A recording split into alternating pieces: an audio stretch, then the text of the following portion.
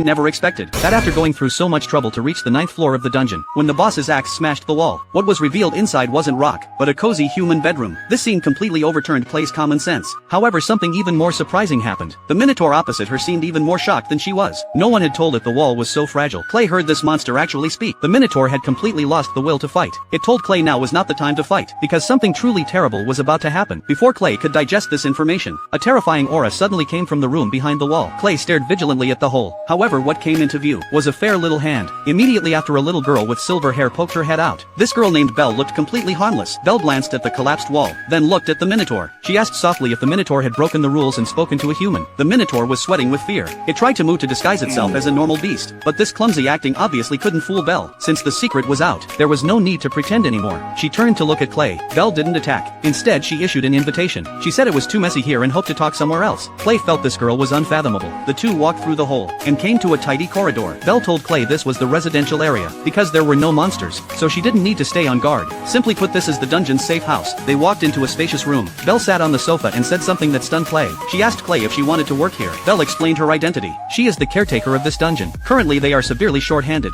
She needs a human who is strong and won't be looked down upon by monsters to assist. Most adventurers only make it to the 7th floor, but Clay reached the 9th floor and escaped, completely meeting the hiring standards. Clay finally understood the situation. So the so-called caretaker is the final boss of the 10th floor. In that instant, Clay drew her short sword. She challenged Belle to a duel. The reason Clay explored the dungeon so desperately was to find her father. Her father was the strongest explorer but went missing 3 years ago. Since Belle is the caretaker, she must know her father's whereabouts. Clay decided to let her strength speak first. If she lost, she would agree to stay and work. Belle didn't want to fight originally, but hearing Clay willing to bet her employment on it, she agreed. With a flash of light, the two were teleported to the 10th floor arena. This was supposed to be the stage for the final boss battle. According to procedure, Belle should summon 2 demons to assist in battle, but today the demon staff are on vacation. This is a fair one-on-one duel. The battle erupted instantly. Clay threw a dagger first, then rushed up like lightning. However, no matter how fierce her attacks were, Belle blocked all attacks just by gently waving that thin cane. This close combat ability was simply incredible. Clay realized she couldn't hold back at all. She caught a gap in Belle's defense and stabbed her short sword at a vital point. Belle's eyes changed. She was almost hit by this blow. This made her realize that in close combat she was indeed inferior to Clay, so Belle decided not to go easy anymore. Before Clay could retract her move, she suddenly felt a devastating energy gathering. Belle's cane tapped the ground gently. A huge magic circle instantly unfolded in the air. Thousands of lightning bolts fell like a rainstorm. When Clay opened her eyes again, she found herself back in that safe room. Belle was sitting nearby asking if she could start work. Although she lost thoroughly, Clay is a person who keeps her promises. She signed the employment contract, but Clay still had a huge question in her mind. What exactly does her work in the dungeon entail? Is it to act as a boss monster on some floor? Belle shook her head. This job is more like running a large company. Dungeon monsters don't appear out of thin air. Treasures and chests don't grow naturally either. All of this needs someone to manage. Traps need to be set one by one manually. Monsters are employees formally hired from the demon world. The caretaker needs to ensure the balance of the entire ecosystem. Belle felt very lucky. Because Clay agreed to join, she saved a tedious process. That is memory erasure. This is why no one knows of the caretaker's existence until now.